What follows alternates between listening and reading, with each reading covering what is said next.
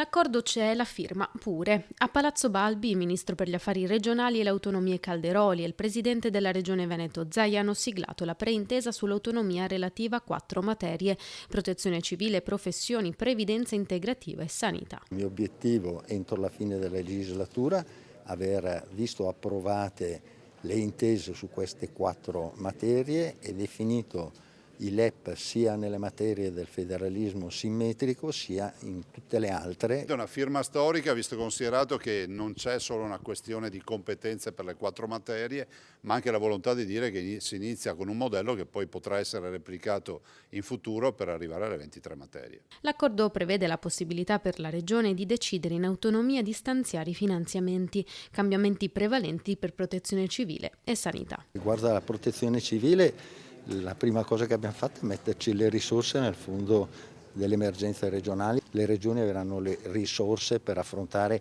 anche in proprio quelle emergenze che abbiano carattere regionale. Ciò disciplina anche la possibilità che sia il Presidente stesso a emanare le ordinanze, diminuendo dunque i tempi di intervento in caso di catastrofi o calamità. In materia sanitaria la possibilità di avere una maggiore possibilità di manovrabilità rispetto all'utilizzo di quelle risorse che oggi hanno dei vincoli e dei limiti in ogni ambito e settore sanitario. C'è concretamente la possibilità di liberare 300 milioni di euro dal bilancio regionale.